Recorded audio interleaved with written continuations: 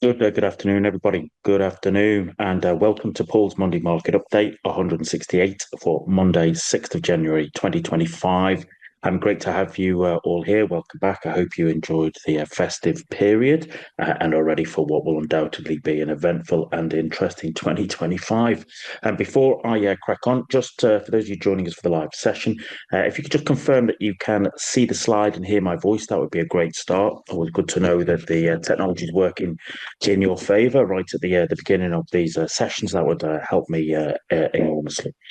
For those of you joining us for the first time, the Monday Market Update is just that, all right? It is a fly-through over the next 25-30 minutes of as much as I can fit in, looking at strength and weakness within the FX markets, looking at some charts of interest, and then having a look at the live market. It is not a trade signal service. It's not a recommendation service. It is really just what I'm looking at, which might be of relevance or interest or, of help to yourself.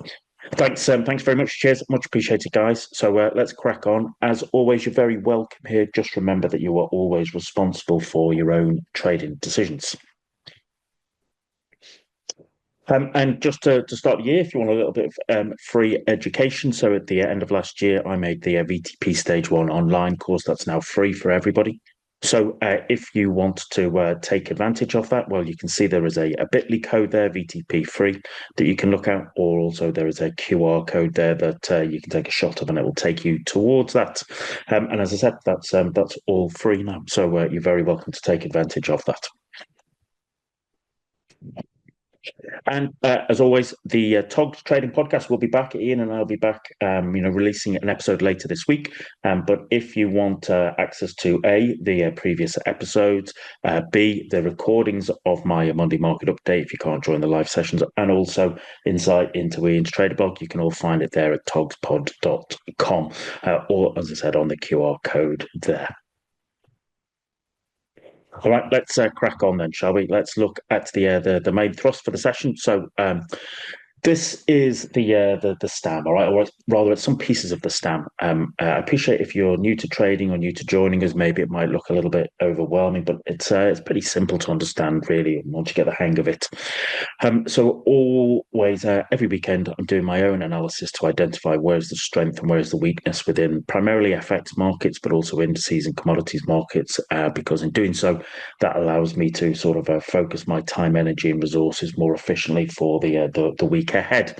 So where is the strength? Where is the weakness? What's this telling us? Well, here we are. We are into what is the second week of 25, but the first full week, okay, 6 Jan. And where is the strength and where is the weakness? Well, not really any massive major changes.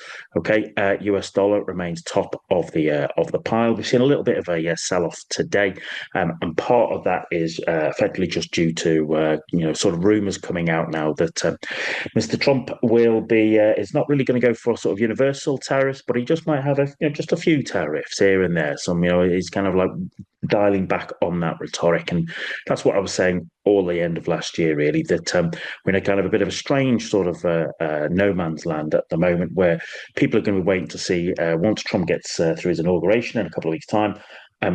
What is he really like? What's the difference between what he says and what he actually does and stuff? So, dollar has softened a bit this morning off the back of that, but it still remains top of the pile. Sterling, okay, sterling is in number 2, but you've heard me say this for about the last 6 months. All right, that is more due to the weakness of others rather than any inherent strength in sterling. And certainly, if you look last Thursday, which was the first trading back of the new year, sterling just got dumped across the board there, right? And I'm always kind of curious and interested to see, what at the start of a new year, what are some of the big boys in terms of the positions? And as I said, if you look at Thursday's price action, sterling just got dumped across the board. So it's number 2 at the moment, but how long it lasts there remains to be seen.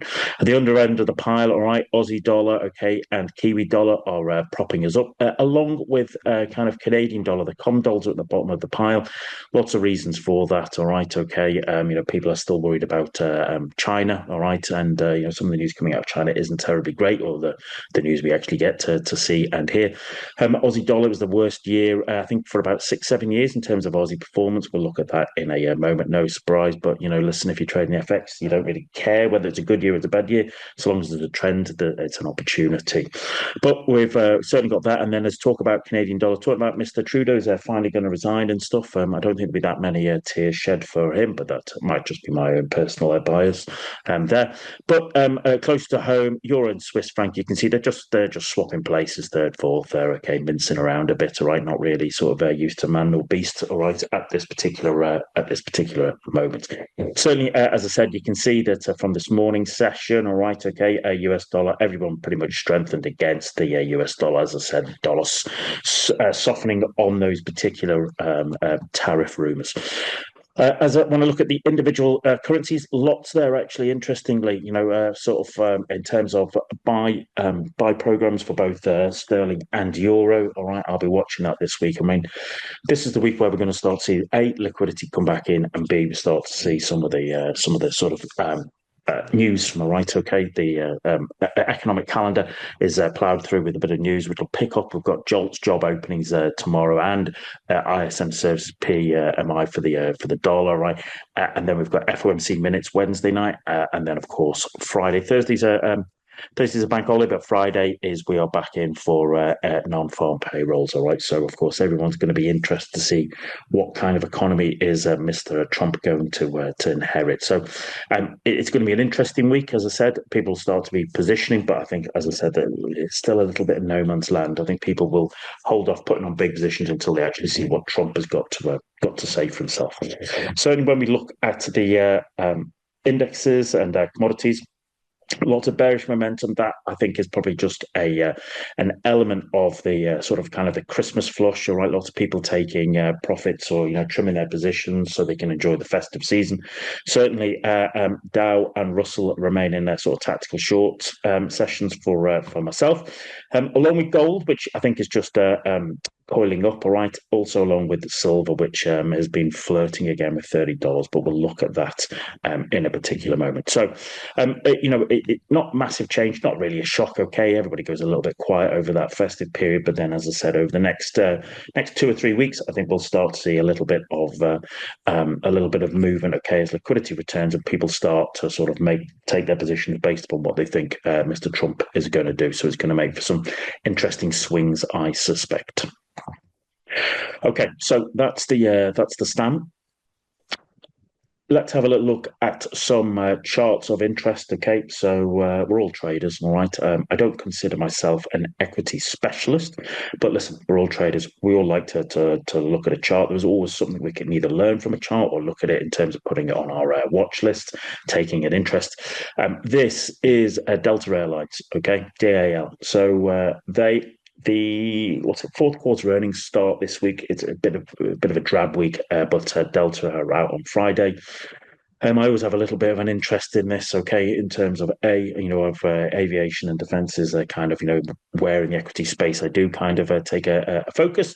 And also when I was 18 years old, many years ago, I did Camp America, working on an American summer camp. And then after that, I paid $250, which got me 30 days of unlimited flying around America on Delta Airlines. And so literally I covered the entire US, okay, on Delta. So I've always got a soft spot for them, which is not always what I can say about most airlines. But it was part of a fond memory for me. So I'm always curious to see what the score is going on with them. This is a weekly chart. I tell new traders, all right, okay, good trend should leap off the chart at you. All right, that's a good trend. Okay, why would you be fighting that? All right, there is, really some nice trends. Excuse my drawing with bull flags there, and just breakouts going on. But as Echo and the Bunnymen sang in the 80s, nothing ever lasts forever. And clearly, we had a little bit of a peak there, all right, coming in towards the sort of the end of the year, November, December last year. We had a little bit of, I would look at that as a bit of a false breakout above $66. And then since then, we've kind of been sort of just drifting away. That is PO20 there, right? See how the 20 flipped from being support to being resistance. the 50 bounce, 20 bounce, all right, it's like pinball. This is just, pinball here between the moving averages, and we've drifted our way down. And as I said, we've put in a kind of, a little bit of a breakout. We've finally filled that gap that was there, okay? And, we're just, underneath the $60 big round number where there was the gap. I wonder if we just drift a little bit, okay, this week until we get that news on Friday. 20 is about to cross the 50. It wouldn't surprise me if we bounced up into there anyway, regardless of whether there's bullish news or bearish news. If it's bullish news, it has to get above it and carry on. If it's bearish news, it gets up there and then it reverses off that. All right. So, as I said, you might want to add that to your watch list just to see how that plays out towards the end of this week. Now let's have a look at some of the sort of the darlings of last year. All right, what are they going to give us this year? This is Microsoft on the weekly chart, and once again, all right, we had been in a strong trend until we weren't, but then we had $400 acting here as as you can see, pretty significant support. All right, there along with the 50. Some people might say, well, Paul, is that not head and shoulders building? Yeah, I wouldn't fight you on it with a $400 neckline. And I normally like them to be a little bit cleaner, but, what you want and what you get are two very different things. But certainly, here we are. What I'm interested in is that, we're kind of, pinning the 50 and the 20.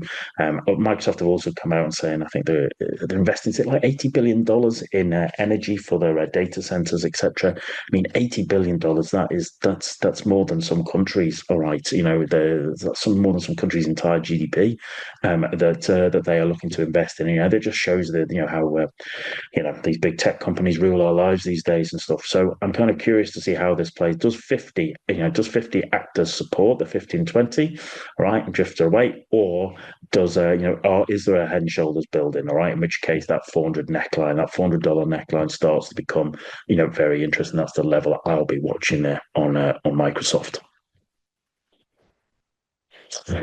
Then, of course, here we have NVIDIA, all right, weekly chart, okay, it's the big darling, all right, and it still remains so. And interestingly, I think I mentioned this at the end of last year, is that I saw a report, however, saying, despite how great a year American indexes generally had, if you stripped out NVIDIA, American indexes performance wasn't that much better than European indexes, which has surprised me a little bit. But once again, just shows you the power these major big tech companies have. I said earlier about how it was interesting how first trading day of the year, and sterling got thoroughly dumped. Well, here we have starting of 2025. Okay, all right, into last week, and actually, we sort of had a bit of a strong week, and strong bullish close there above 140. Didn't we? We kind of, it was interesting to see where we were false breakout, but actually we just couldn't break that sort of line about 132, 133. We're back up above 140. It's bounced off the 20. All right, it's bounced off the 20. All right, so it is still in an uptrend. All right, still an uptrend. So why would you fight that at this particular moment? We'll have a look at Tesla as well, all right, mainly because, as I said, we're running towards the inauguration, all right. So Mr. Musk has got himself well and truly his feet under the table in the US, and of course people are talking about Doge and what that impact that will have. And then, of course, over this weekend, he decided to turn his attention towards the UK, and in particular some of the let's say less safe free items of the of issue within the UK, and I'm sure if you haven't looked it up, I'm sure you can do.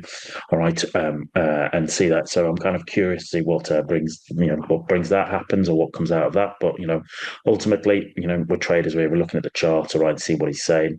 And listen, you can see, all right, from the kind of the sort of the election forward. We've had a really strong run, but we've come back to 400. All right, we've pinned 400, haven't we? All right, and now we've had wicks to the upside, wicks to the downside. 400, is that going to be the pivot? Is this going to be the base? All right, is this going to be the base from which we move higher? That's the way I would look at it. I'd still be bullish on Tesla unless something goes spectacularly wrong between the relationship with Trump and Musk. Who knows? Maybe it could, maybe it couldn't. Who knows? But I'd be looking at that 400 as the base, and that's what we're doing. That's what we'll be working off there.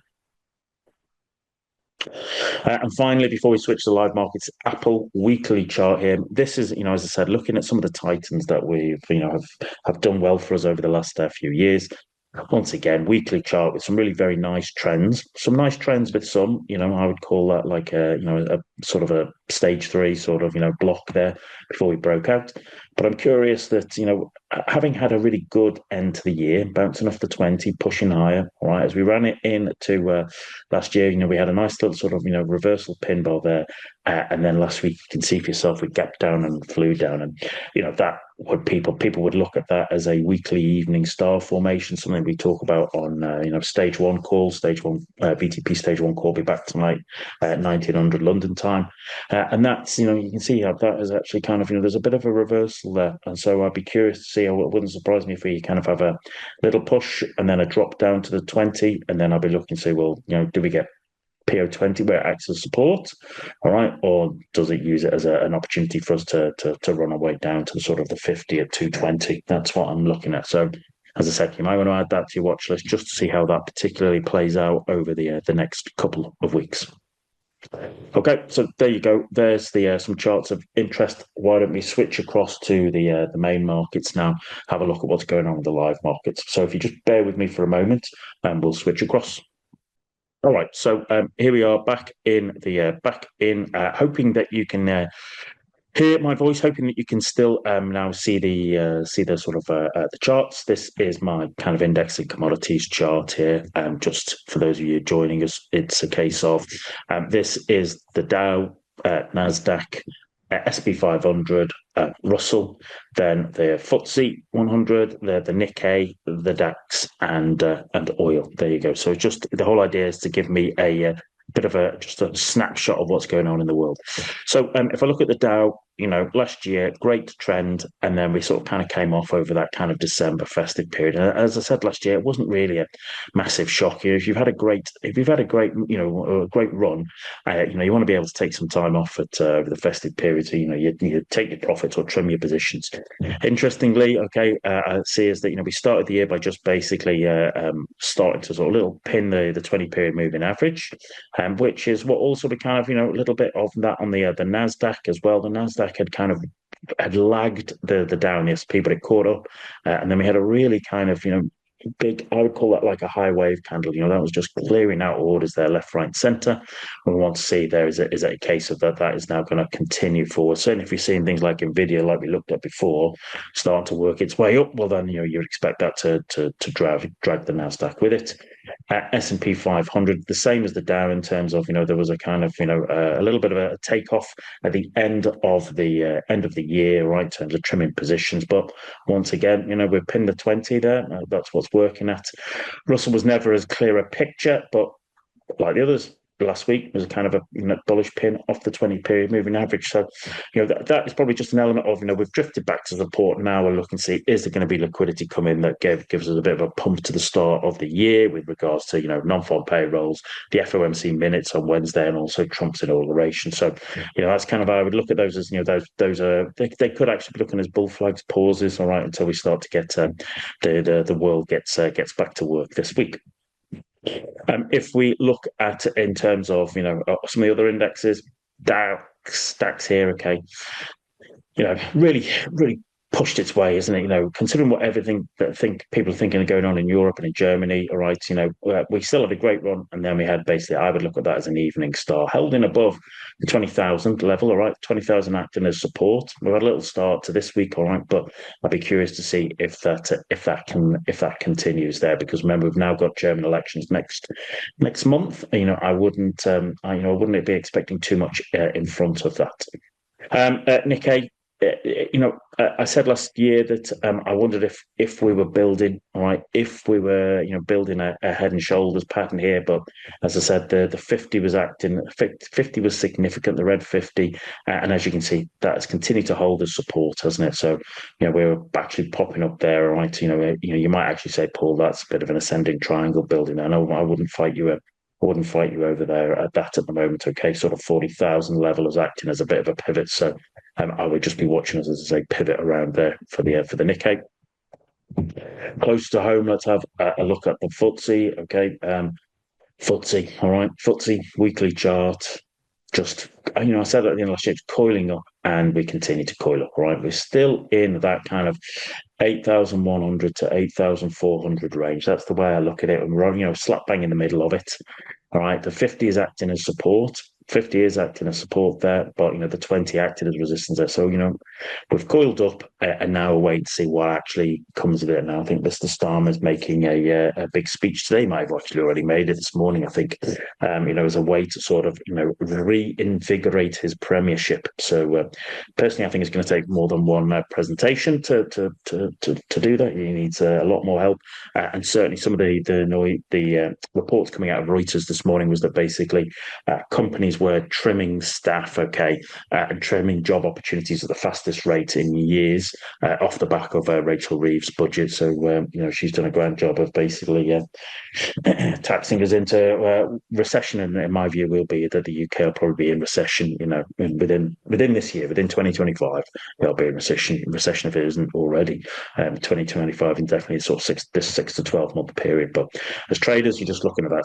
I see that coiling up, and I've got to wait to see if there's something, probably next week when we start getting UK data to see if there's something there that will basically give us a boost on that. Quick look at commodities. Oil, this is West Texas. Once again, we talked about how I thought this was coiling up here, and certainly this kind of supporting trend line here has been worth its weight. All right, and now we're up towards the kind of the top end of it, also where the 50 there. Certainly has been a bit of a bump there the last couple of weeks. Will that follow through? I don't know. The truth of the matter is, I look at this thinking, this we need to wait to see Trump's in charge and actually what he does. All right, as I've said all along, there might well be a big difference between what he says he's going to do and what he actually does, and that's what the world and his wife is waiting for. Looking at a couple of the other commodities, gold. Listen, look at that weekly chart on gold, great trend. Pinned out, all right, and then rolled over a bit. We put in here, and I was starting to get interested here. We'd kind of broken some structure. We're putting in a lower high reversal and stuff, but what we can see is the 20 has continued to act as support. Had it broken that 20 and that sort of trend line, I would be very bearish on gold. But at the moment, it's still holding up. It's popped up a little bit, but a lot of that is just due to some of that weakness in the dollar. As I said, I think that's coiling up now. Classical technical analysis would look at that and say, well, that is a continuation pattern. It's a symmetrical triangle, so we expect it to go higher. I wouldn't necessarily fight that. Equally, I'm kind of more inclined to watch and let this wait and see how this particularly plays out. Okay, I'm not what's the word? I don't really have a bias in this at the moment. I'll just wait to see how it plays out, and I'll go with the flow. Not really getting much joy off silver in terms of giving us an idea. Certainly silver, we reversed here beautifully, and sort of that in that final quarter of the year, drifted our way down back beneath 30. The last week, we put in a nice little kind of bullish pin bar there for the 50 support, and we started this week by bumping ourselves back up above the $30 level. Once again, I think we probably pivot around here until Trump's in charge. All right, or Trump's inaugurated. That would be my view. That would be my view on that. All right, let's have a look at the dollar, and then we'll have a look at maybe Canadian dollar, Aussie dollar, sterling, based on how we get on for time. As I said, it's the first week back, so it's kind of I need to get back into my routine. B, also, the market needs to sort of wake up a little bit. All right. So, we'll just see what we've got to see what we can work with. Right. Bang.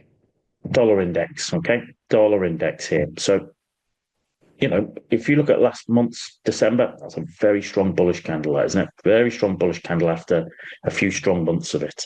And what we started with is, let's just remember, there's just a little bit of no surprise to find that we've softened down a little bit. As I said, that tariff talk, or the kind of the reduction in those, the strength and ubiquity of those tariffs is undoubtedly had a bit of a, start the year with a little bit of dollar weakness. But, my view would be it's probably short gained at the moment. Once again, everybody's going to be waiting to see what he says at the inauguration. All right. I know we've got FOMC minutes this week, and we also have PMIs, all right, and JOLTS job openings and NFP.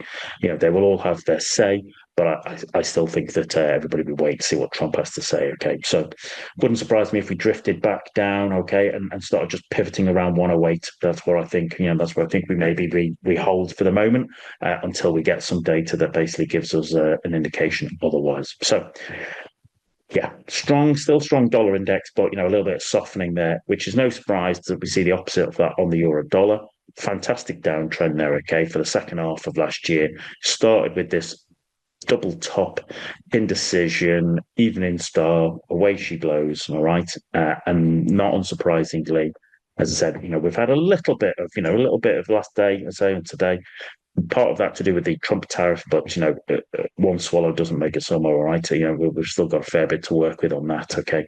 But you can see for yourself there how we've started this week on euro. Whether that particularly flows through, is remains to be seen on that. And that is a pretty similar story, okay. Dollar against Swiss franc, pretty much just like the dollar index, but we hit the weekly 200 here, which we can see acted as great resistance, all right, earlier in 24. Fantastic maneuver there, okay. Big bearish key reversal, became a double top, became a doobie, and then we just worked our way back down to where we started the year, and then we rallied again. So, last year, if you look at that, dollar Swiss franc, great upswing, great bear swing, great upswing. All right, that's what we worked at, and now we're here at this 200, and I'll be looking to see, right, what's the score here. If you look at the daily chart, yeah, having thrust our way up at the start, the tariff thing has just drifted ourselves off there. Right, that's the way we're doing it. And the thing is, the Swiss don't want basically the them getting any stronger either. So there might be a little bit of a battle here, I think, in dollar Swiss franc. We're going to look at Aussie. I'm going to look at CAD individual, but you can see Kiwi against dollar. Look at that trend there. All right, big bearish engulfing candle, key reversal candle. All right, just there. Right, running into all of that kind of end of that third quarter of last year, in front of the election, and Bush. Just look at that. All right, we battered our way through the sort of the previous levels, and whoosh, look at that. Dropped our way down once again. Same kind of like little bit of start this week. Big strong start this week. Okay, look if it breaks the Vulcan, but as I said, that's more to do with the dollar rather than anything else. Okay, so then you've got an idea of what the dollar story is there. This is Canadian dollars. As I said, it looks like Trudeau's going to resign. Nobody's going to really be massively fascinated by that. Dollar Canadian, all right. Bang, a strong uptrend, but just look at that last couple of weeks. All right, just took a pause, and actually now we've started to see a bit of Canadian strength there. Okay, that looking at that even this week, a bit of Canadian strength against the Japanese yen, bit of indecision against the euro, a bit of indecision against the Swiss franc, but strengthening against the Aussie dollar there, okay. Also strengthening a little bit against the Kiwi, all right, or rather weakening, sorry. And I think part of that will be a case of as Trudeau looks to resign. Of course, then I think there'll be general election coming up and seeing who's winning that. Then we'll see some manoeuvring in the Canadian dollar because of that. As I said earlier, Aussie dollar has last year was the worst year. Okay, but you're a trader, you don't care. As we said, this is Aussie against US dollar, just like Kiwi against US dollar. Fantastic downtrend. Yeah, we've started this week with a bit of a bump, but that is more, as I said, to do with a dollar weakness. Okay. Interestingly, just going sideways against the Japanese yen, strengthened against the Swiss franc. Okay, strengthened a bit against sterling there. Okay, even strengthened a little bit against the euro. Strengthened against Canadian dollar. All right, Aussie Kiwi, which is not something I really very, very, very rare for me to trade because a lot of the time it is just basically knocking each other out, but it all goes in towards building the stand. But Aussie is stronger than Kiwi dollar, but that's not really. I mean, that's not. There's nothing really revelationary about that. Okay, that's pretty standard from what we can see there. So after as I keep saying about the STAM, when you're at the bottom, the only way is up, and when you're at the top, the only way is down. Right? Aussie has been at the bottom for a good while, a part of 2024. Maybe we'll see, even if it's just a relief rally off the back of that. All right, let's finish off with sterling as always. Okay, bang. All right, so pound against US dollar. Pretty much like what you've heard me just talking about. Fantastic turnaround at the end of September. Okay, real evening star formation there on the weekly chart, and we just ran our way down. As I was saying, this was the first trading day of the year. Just look what happened to pound against dollar there. We really flushed new lows. Yep, that's reversed a little bit, but that was a real sell-off there. Okay, real sell-off sterling against US dollar. And I'd probably sort of be looking at, well, actually, hang on a minute, 125 being a bit of a level there at the moment. Maybe that's just basically setting an interesting level for the year. Okay, 125. See how that particularly plays its way out. You can see, but once we flushed it, kind of no surprise. Friday we had a bit of a pullback, but then today's been that's all about the dollar. There's nothing there exciting about sterling. Pound against yen. Finished the year with a bearish engulfing candle. All right, that's kind of curious to us. We saw that, as I said, a lot of that's Thursday's sell-off. Bang, just welcome to the new year. Yep, we've pulled back to that. Interesting to see how that plays out. Pound yen is probably a bit of an interesting one. I'd be waiting to just see how that particularly starts to play out there. Okay, there's people trying to get an idea of what the score is going on with the yen. The habitual favourite, pound against Swiss franc, coiling up, and doing nothing really. Look at that. Yeah. There's wicks to the north, but we're closing above the 50. I'll just look at that without any real joy or glee in my heart at the moment, and you can see that pound against Swiss franc daily chart over the last few months. Yeah, it is what it is. As I said, pound against New Zealand dollar was strong, but look at that. We finished with that. That's a price action combo, inside bar followed by outside bar, right? Something to work to watch and see how that particularly plays out there, and then finishing off with euro against sterling. Certainly, that 83, I'd be saying is 83 has been that level. Look at the way we run into it. Lots of wicks there, isn't it? Lots of wicks holding on there. Okay, if you look at the bodies, they don't stay beneath 83 long, do they? They sort of move back above that. If you look at that on the daily chart, that was a daily double bottom, not a pretty one, but it doesn't have to be pretty. But if you look, we've talked about this before. The daily 50 has acted as really strong resistance in the past, and we're up here again. And so, really, we've got to get above it. We've got to flip the 50 from resistance to support to give us any indication that we're getting euro strength and sterling weakness there. All right, there you go, ladies and gentlemen. Sorry, I overran a little bit, but new year, lots to go through. All right, I hope you found that useful. I hope that's given you just a little bit of insight, okay, into some things that you can take a look at. Those of you on the VTP, the stage 1 calls tonight at 7 o'clock. Stage 2 call will be there tomorrow, 12:30. For the rest of you, I hope you have a fabulous trading week, and I look forward to speaking to you soon. Take care and trade well, everybody. Cheers.